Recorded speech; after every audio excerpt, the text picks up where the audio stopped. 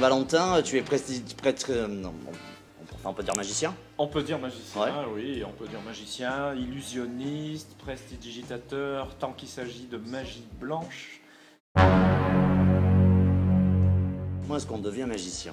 Envie de créer du rêve, déjà pour soi-même, et puis de dispatcher ce rêve à ceux qui nous regardent, déjà. Mais il y a des milliers de raisons pour devenir magicien. On peut nous demander aussi d'intervenir de façon thématique, en utilisant, si tu veux, des effets magiques qui vont être customisés sur le thème de l'événement. Alors si c'est du mariage, on va parler mariage, on va parler amour. Et donc dans un café-concert, tu nous ferais quoi là comme tour de passe-passe?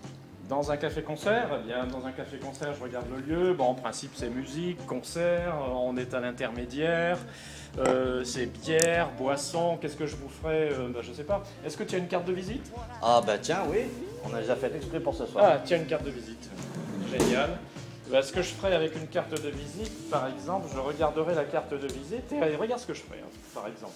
Dans un endroit comme celui-là, on prendrait la carte de visite, on la diviserait en deux, comme ça. C'est un peu dommage pour la carte de visite, mais je ne sais pas si tu t'es aperçu, mais tu as des cartes de visite un tout petit peu magiques, tu vois. C'est curieux, parce que si on regarde bien, on s'aperçoit que dans ta carte de visite, il y avait quelque chose d'absolument incroyable, c'est ceci.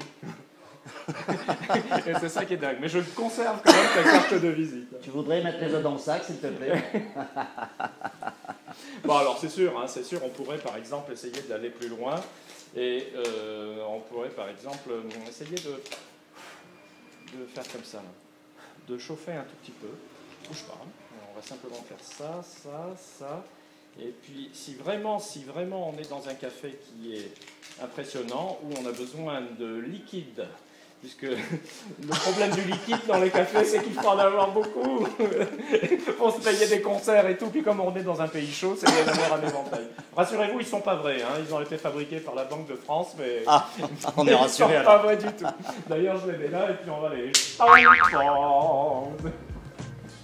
Est-ce que tout le monde peut apprendre la magie? Oui, tout le monde peut apprendre de la magie. Ça m'est arrivé récemment dans une expérience faite avec la ville, à l'initiative du Théâtre du Merlan, où il y a eu des ateliers de magie qui étaient offerts par le Théâtre du Merlan dans le cadre de Marseille-Provence 2013.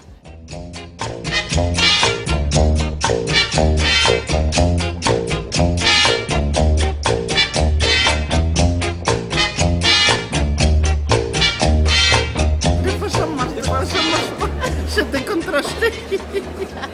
Mais ça m'énerve. Est-ce qu'un gars qui a deux bras gauche comme moi, tu peux lui apprendre un tour de magie là comme ça en deux?